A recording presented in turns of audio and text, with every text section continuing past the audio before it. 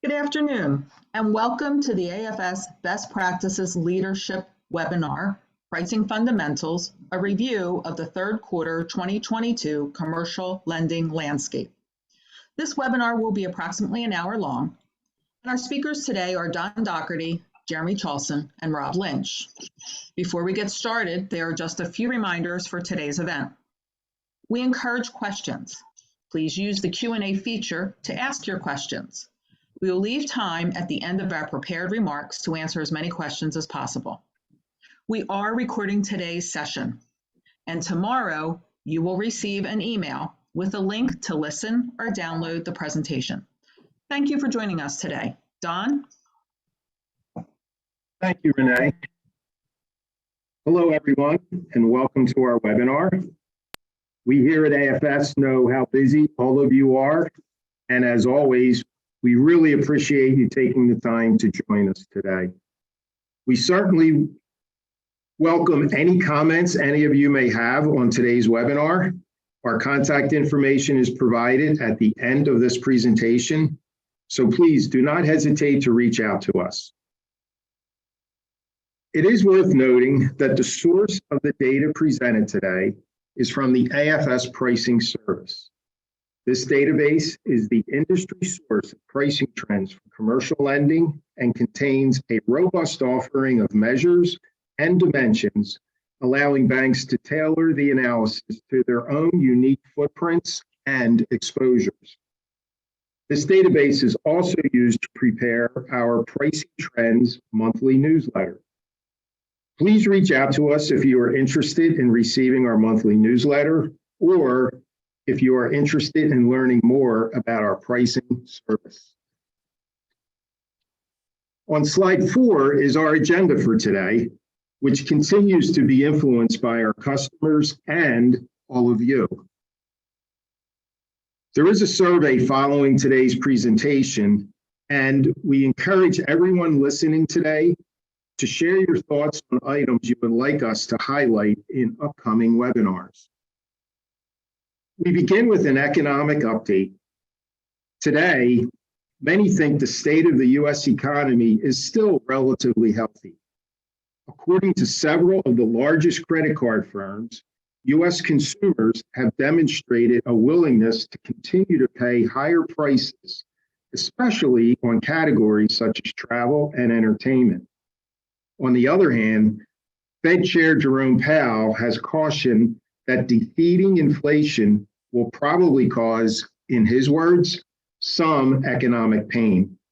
And this viewpoint has made banks more cautious about their lending opportunities. We are seeing this more cautious attitude reflected in the third quarter loan growth trends. Loan growth for 3Q was lower than the increases we reported earlier in the year, especially for the C&I category. However, there are still areas of robust loan growth. For example, balances continue to expand in the third quarter for syndicated loans, as well as the larger end bilateral deals. More on this when Jeremy presents the loan growth section of today's webcast. Following loan growth, Rob will review the recent trends in spread and fee pricing. In the Fed Senior Loan Officer Opinion Survey, banks reported having tightened standards and increased spreads for C&I loans, although we are still seeing signs of high pricing competition in the C&I loan space. After a year of transition, SOFR has become the clear replacement for LIBOR. For C&I loans tied to SOFR, banks tightened spreads year over year for deals less than $5 million in size, again reflecting the more cautious attitude persisting in today's market.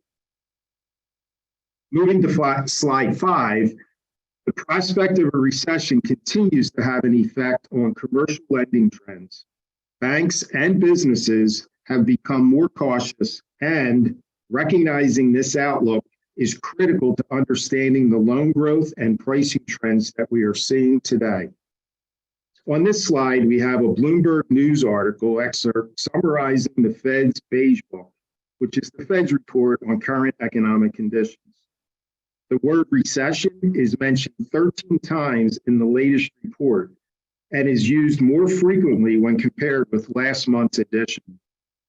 A key insight from the report is that some businesses are struggling to pass costs on to consumers with higher prices. This, in turn, has strained business cash flow and pressured debt service coverage in some sectors. If the economy does tip into recession and defaults rise, then certainly banks will pull back lending and likely seek higher credit spreads in at-risk sectors. There is also the notion that all of this talk about inflation and a potential recession will lead to a sort of self-fulfilling prophecy in which credit becomes harder to obtain for some businesses and adds further stress to their balance sheets and income statements. We are already seeing signs that banks appear to be pulling back on lending in the smaller end of the market. Again, the key point is that the likelihood of a recession will continue to shape how banks lend, how banks price, and ultimately how profitable they will be. On slide 6, we paint a broad picture of the U.S. economy and show several macroeconomic indicators closely associated with commercial loan growth and credit quality. Real GDP increased at an estimated annual rate of 2.6% in the third quarter of 2022, reversing the decline seen in the previous 2 quarters. Consumer spending has been strong despite record high inflation. As shown by the top right chart, the core CPI, which strips out food and energy prices, increased 6.7% year over year in September, which is the highest value in decades. With inflation still running hot, the Fed is likely to continue its aggressive pace of interest rate hikes. Some economists project that rates will approach 5% next year. That, in turn, could exacerbate unemployment and other labor market indicators that often correlate and drive commercial loan defaults. For now, the labor market is still very strong. Looking at the 2 charts at the bottom of this slide, the national unemployment rate was very low in September at 3.5%. Furthermore, the 4-week moving average of jobless claims trended downwards throughout the third quarter. Both trends are favorable in terms of the outlook for commercial loan credit quality.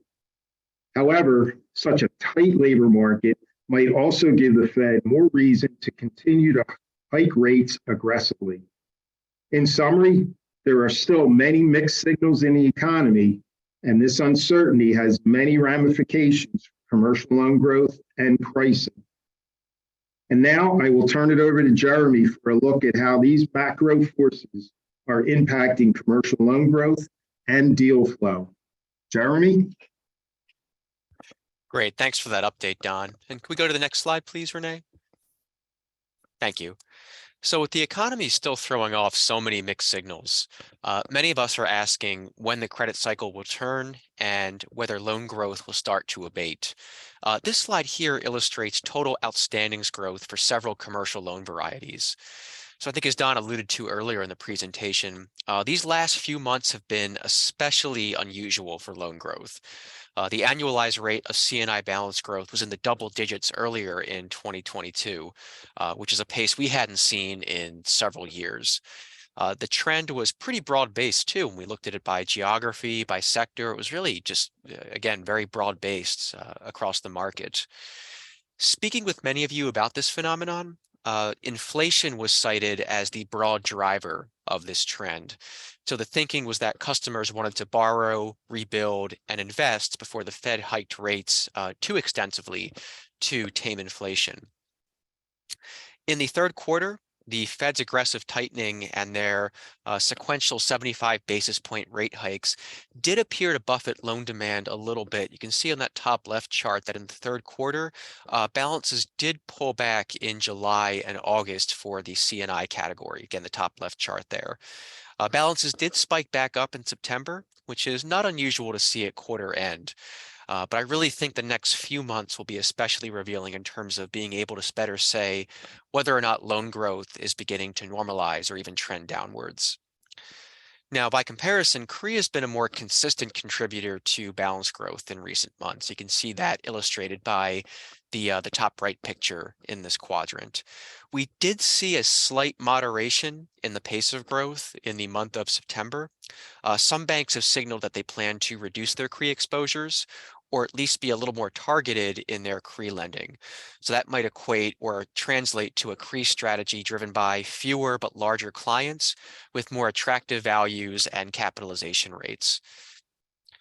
Many banks have already repositioned their CRE books and have emphasized sectors like multifamily and industrial over property types like office.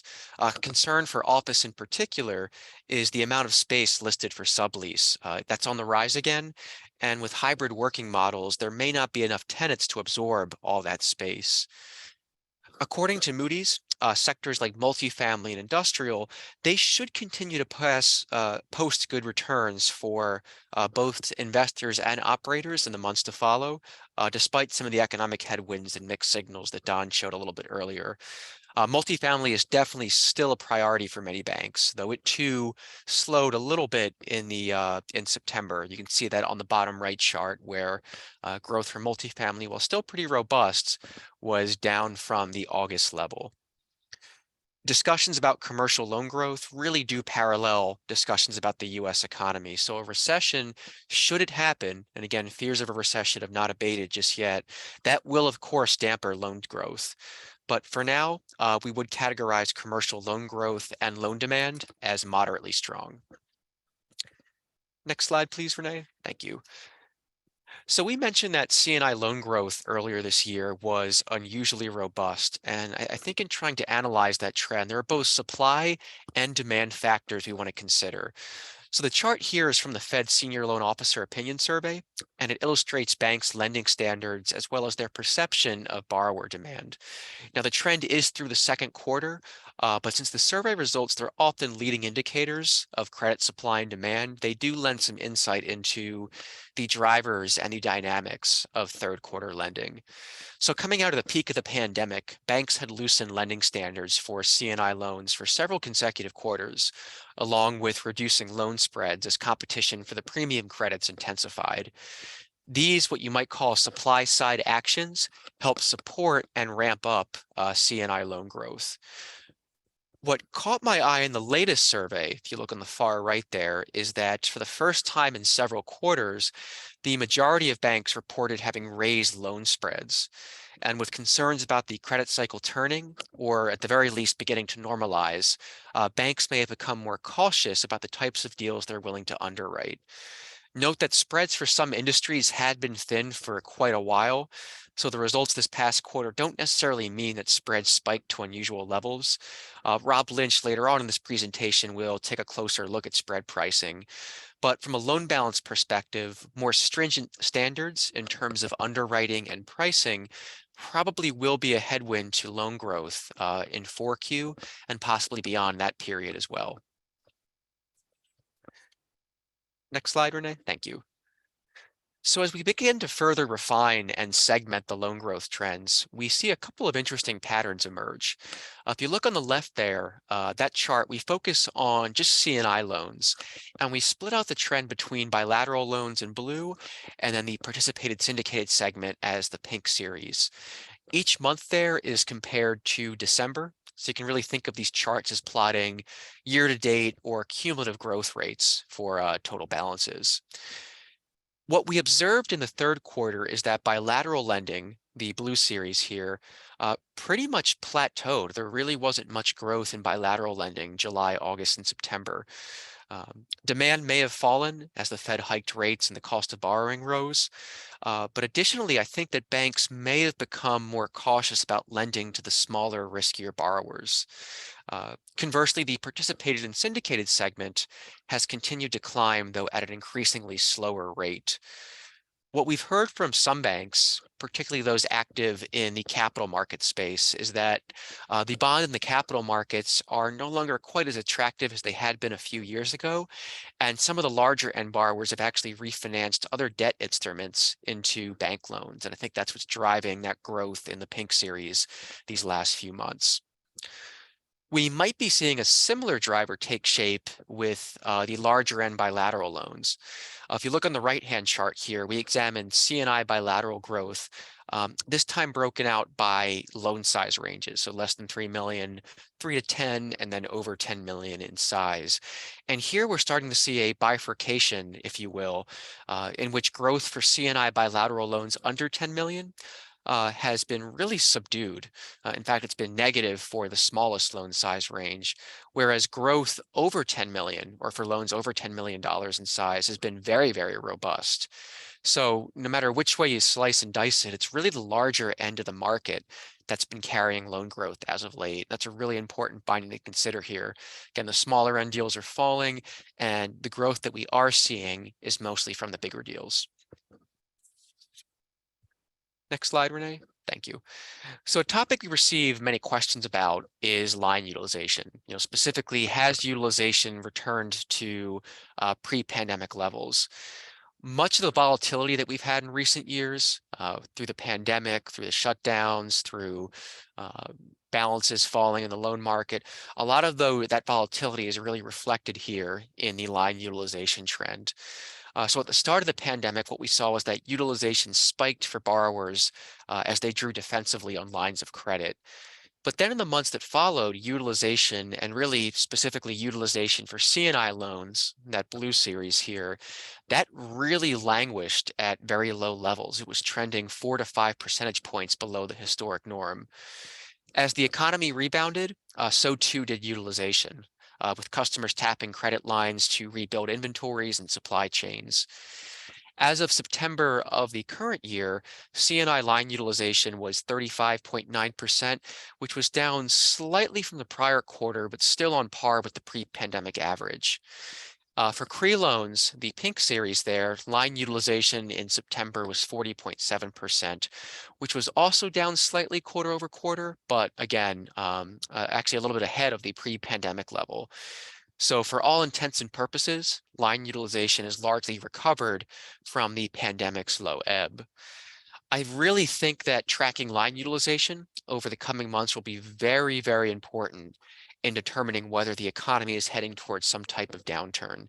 If we start to see a really sharp uptick in utilization, particularly for sectors like leisure, hospitality, and office in the CRE space, that could signal cash flow and liquidity issues that foreshadow a rise in loan defaults.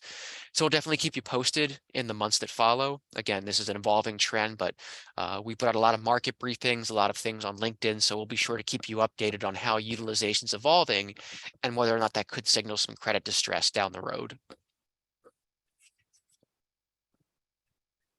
Now, as you might expect, trends in line utilization, loan balances, and really any other growth metric varies widely by geography. And here we have a smattering of some of the largest metros in the country in terms of population, GDP, and total commercial loan balances. It's a bit of a heat map, if you will, if you want to call it that, where the bubble sizes, they correspond to quarter over quarter loan growth rates, where the blue markers indicate C&I growth rates and the pink markers indicate commercial real estate. Of this sample, Detroit led C&I loan growth in the quarter, with Dallas not too far behind it. So they were the biggest blue bubbles for C&I loans. In about half of the local markets, CRE loan growth was more robust than C&I this past quarter. So AFS, we're located just outside of Philadelphia. You can see for that particular market, while C&I loan growth was very, very tepid, only about 0.1%, CRE loan growth was really strong. It was north of 1% quarter over quarter.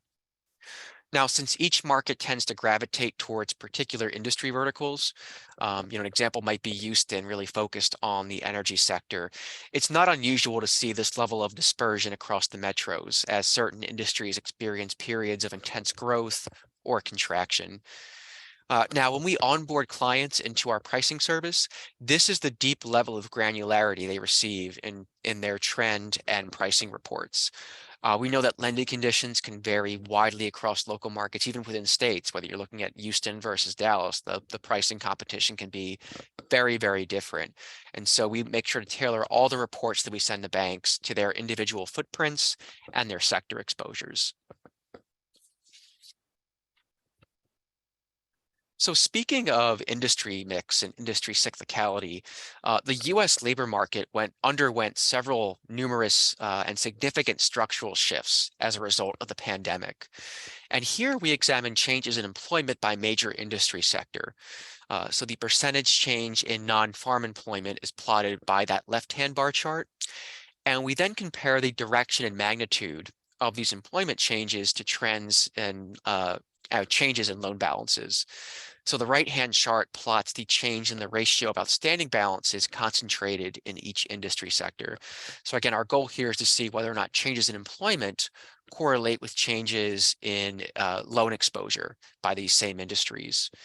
Now, from an employment standpoint, the U.S. labor market experienced a significant reduction in employment levels in two sectors in particular, those being mining and lodging at the top, and then near the bottom, leisure and hospitality.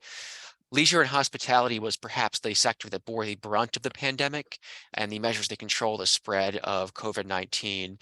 And employment in the sector really is yet to fully recover. I know around here I still see several help wanted signs for restaurants around the Philadelphia area. Conversely, in terms of employment, transportation and warehousing saw the largest gains in jobs, perhaps reflecting the ongoing growth in e-commerce and the need for additional warehouse workers to support logistics.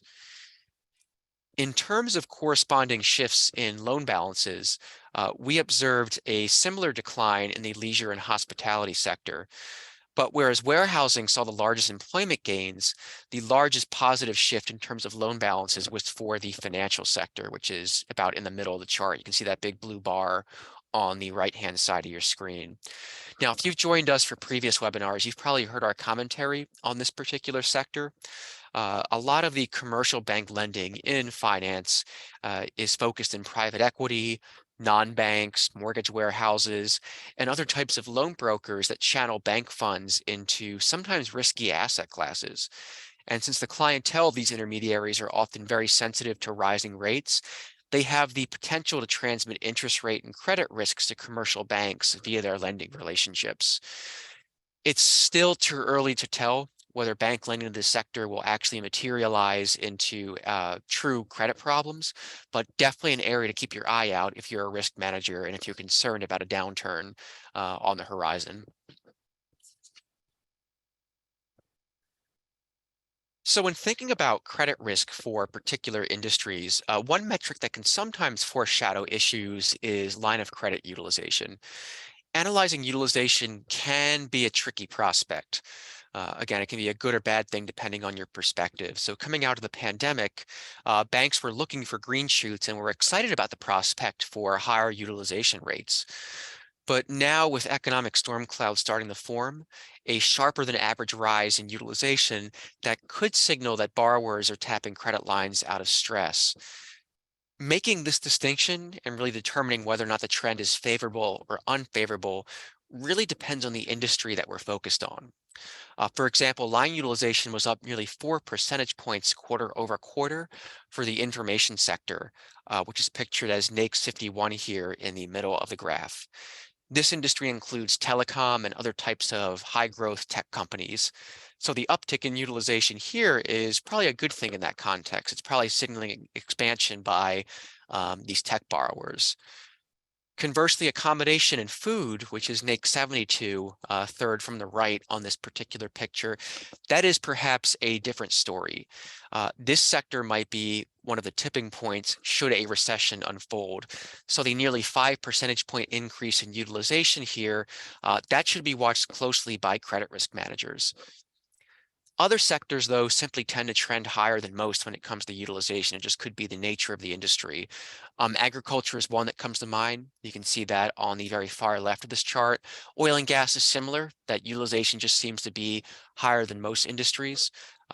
So again, there could be just some typical cyclicality, some typical industry patterns that we see.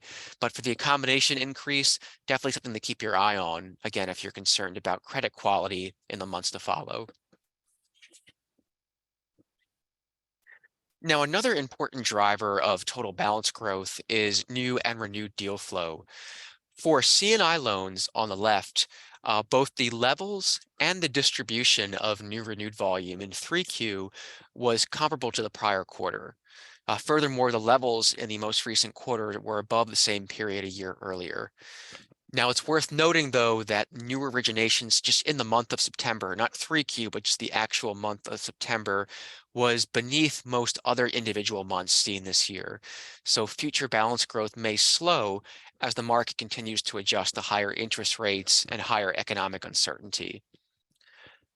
For CRE bilateral loans on the right, the third quarter was actually a pretty strong period for new and renewed lending. Actually, combined new renewed activity for CRE loans in the third quarter was above any other quarter seen this past year.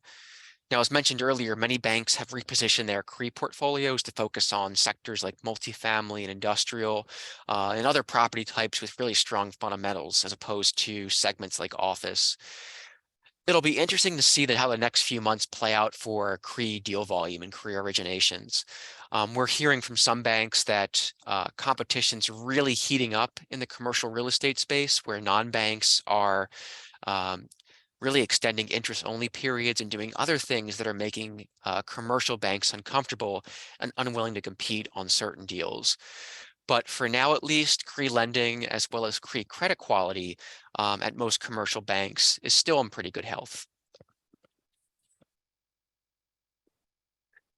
So with all the discussion centered on a possible recession and lending standards, we thought it'd be worthwhile to examine the mix of collateral and see whether the ratio of unsecured loans to total deal volume is changing. This ratio is one such proxy for loan standards and structure. As a fraction of total C&I bilateral volume, unsecured balances did tick up a little bit year over year, that red slice there, but not significantly. I believe what's going on here, I think this picture reflects some of the loan growth trends that we saw earlier. So if you recall, most of the growth in the C&I market is coming from the larger end. Growth in smaller end deals is declining, whereas balances for syndicated credit and larger end bilateral loans is really driving the market forward. Now, since unsecured credit is usually extended to the larger, less risky borrowers, the distribution here likely reflects the influx of larger loans that we've seen in recent months. It's important to note, though, that in most instances, collateral is still largely non-negotiable. That is evidenced by the fact that the vast majority of C&I deal volume, both now and a year ago, is secured by some asset type.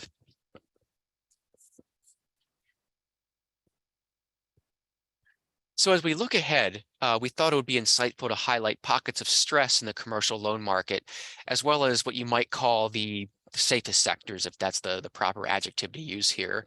So on this particular slide, we plot the weighted average probability of default, or PD for short, which is a one-year forward-looking measurement that reflects the market's default outlook for specific industry sectors.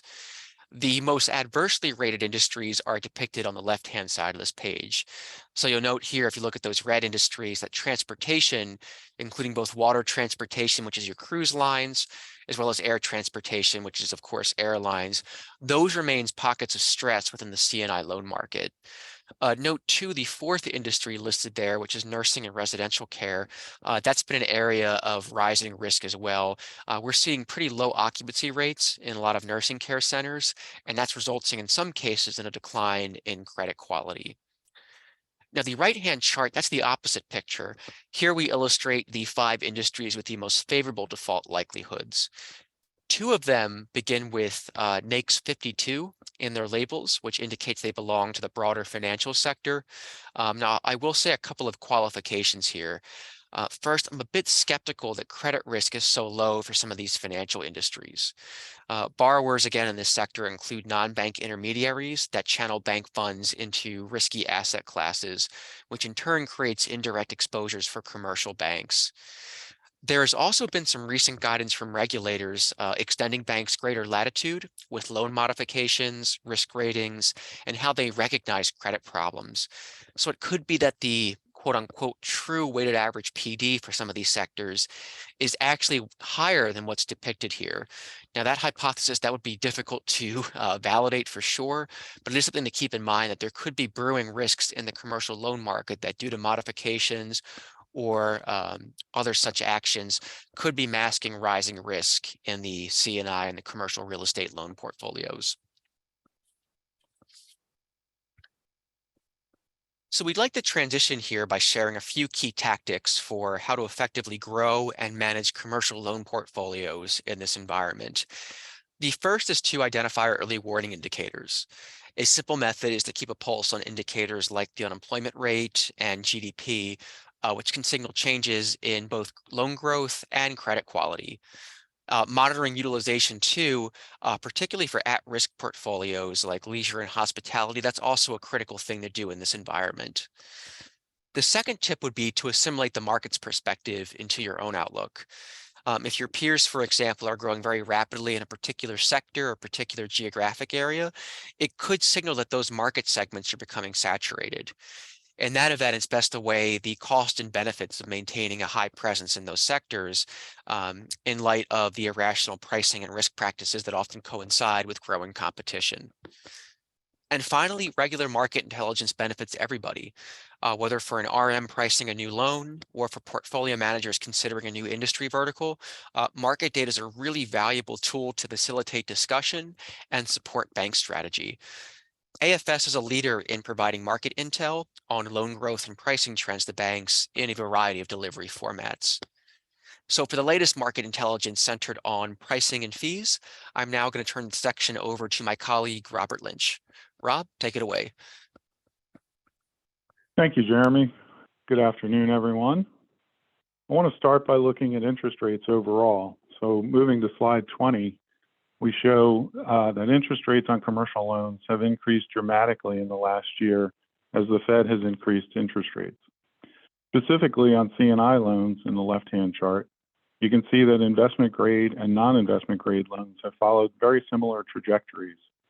Interest rates on investment grade CRE loans in the right-hand chart have increased at a quicker pace in the third quarter than the non-investment grade loans. On the next slide, we show the distribution of balances between the various indexes. As you can see, after 1 year into the transition to SOFR, it is clear that SOFR has replaced LIBOR. C&I new and renewed balances last year were 50% LIBOR-based, and this year SOFR makes up 47% of the new and renewed balances. A similar picture is shown for CRE balances in the bottom two charts, where last year LIBOR was 67% of the new and renewed balances, and this year SOFR is 67% of the new and renewed balances. The similarity in the remaining indexes on a year-over-year basis makes clear that SOFR is indeed the definitive LIBOR replacement. And on the next slide, we examine what happened with those loans that were renewed from a LIBOR index base to a SOFR index base. Over the last 6 months, more than 50% of the LIBOR loans transitioned to SOFR had an increase in spread, usually between 18 and 20 basis points. Also, approximately 1/3 had no increase or decrease in spread. So this shows that banks have managed the transition to SOFR with an eye to keeping the spreads up. On the next slide, let's focus on new and renewed SOFR-based loans. And we look at spreads overall in the left-hand charts, and then we've broken them out by size in the right-hand charts. Overall, in the top left-hand chart, you can see that for SOFR-based C&I loans, spreads have been in a very tight range since the end of 2021.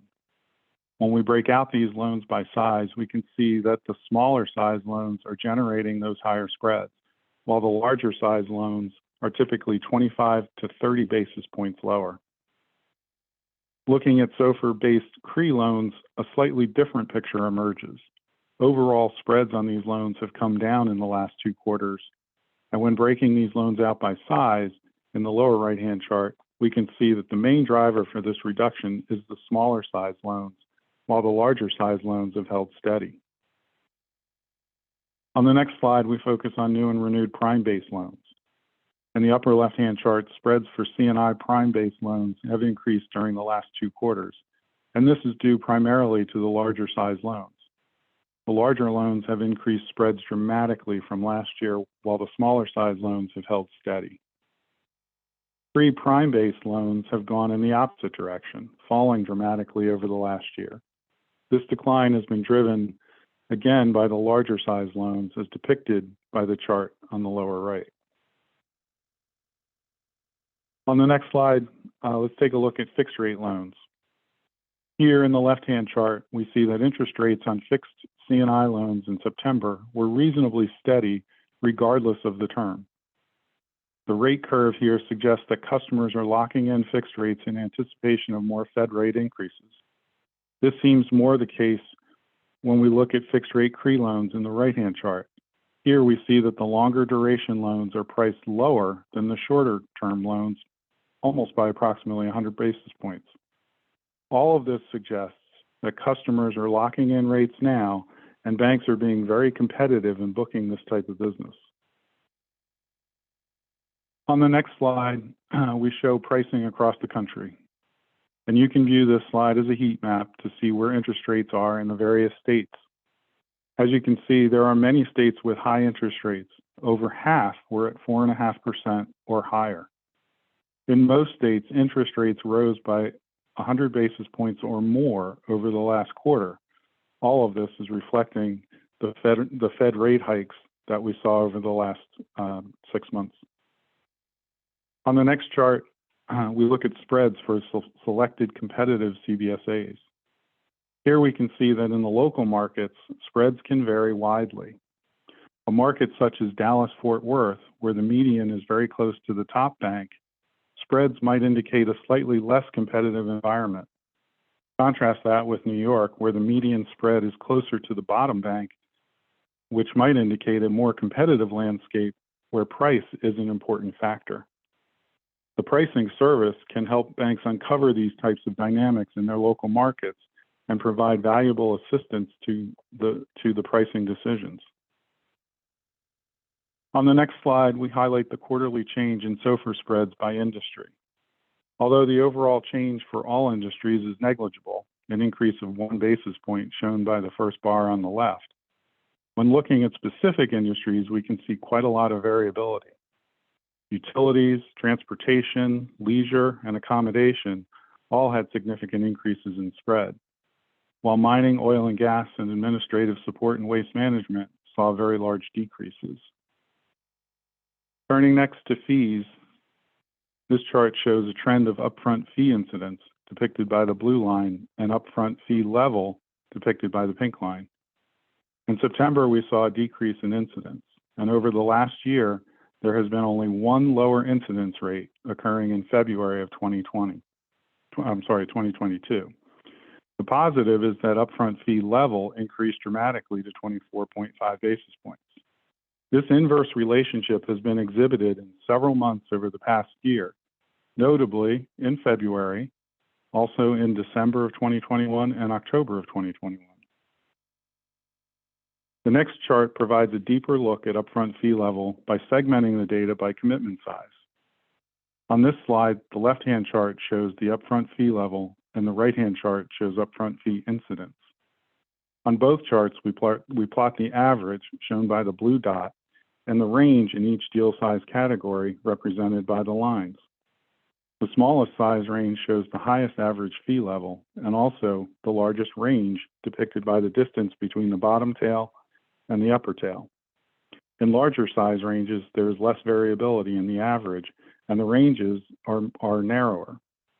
Fee incidence in the right-hand chart highlights that fees on the larger size deals are much harder to come by, with an average well below the other deal sizes. And lastly, we'll take a quick look at unused fee level. This is an important revenue driver for banks, and as this chart shows, there is a wide range for banks to earn some return on the undrawn portion of commitments. In the third quarter, it averaged almost 18 basis points for that piece, but you can see it can go as high as 27 basis points as well. So that concludes the pricing and fees. Next, I'd like to conclude the webinar by showing you an example of how we deliver data and information to clients participating in our pricing service. The sample report here is a flat file delivery we call the pricing guidance file, which provides insights into various combinations of market characteristics. The report lists all the new renewed transactions for the sample bank down the rows and the indicative characteristics and measures of pricing across the columns. Using this file, you can quickly filter for all the loans in a particular line of business or industry. What's special about this file is that for each bank loan, we append a market equivalent rate, spread, and fee level based on market loans that share the same indicative characteristics, things such as industry, geographic location, risk rating, etc. You can then array the loans by their differences from the market observations to quantify areas of strength and opportunity. That's what we have pictured here with the bar graph. You can then see whether the pricing outliers are concentrated in a particular segment and address them accordingly. The report is fully customizable, and we can present the data at an obligation level or a segment level, depending on your preference. The file format is also easily consumed into a data mart or data warehouse for additional analytics at the bank. So that concludes today's presentation. I'll turn it back to Renee, who's been keeping track of any questions you may have. Renee? Thanks, Rob, and thanks, Jeremy and Don. Appreciate the remarks today. I think we have a lot of interesting information we've provided to our audience. And I think we've answered this question, but we did have a question that asked, what's the data source for these charts? Don't know, Don or Jeremy or Rob, if you want to expand on that a little bit. Sure. So the source, if you actually can go back, Renee, to slide, I think it's 2 or 3. The source is the AFS Loan Pricing Service, which is a benchmarking program comprised predominantly of regional banks, where we benchmark things like spreads, fees, new renewed deal flow, and really give you some good insight into how the market's been growing and evolving over the last few quarters. So all the metrics you see here in today's webinar, those are metrics we could benchmark for your bank versus peers across, again, all sorts of different segmentation criteria like geography, industry, and so on. So it's a peer benchmarking program. We deliver that data in a variety of different ways. We've surfaced for some banks dashboards. We've given them flat file deliveries as well, like the one Rob showed at the end of the presentation. But the source of everything here is from our proprietary benchmarking program. That's where all the market insights and trends are derived from.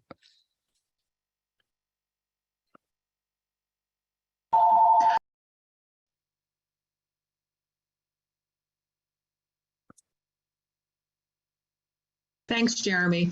And Renee, I'll just add too that if anyone, I think our contact information is at the end of the webinar. If anyone wanted to see a demo of some of the reports that we use or wanted to speak about how we could deliver information to their bank, we would love to have that conversation with you. So by all means, please reach out to us if you want to learn more about participating in the program. Thanks, Jeremy. It looks like all the questions we have for today, so we'd like to thank everybody for attending. And please know that you will be receiving an email with a link to be able to listen to this webinar recording again or share it with a colleague at your bank. And we look forward to you joining us at future webinars. Thank you and have a good day. Thank you, Renee.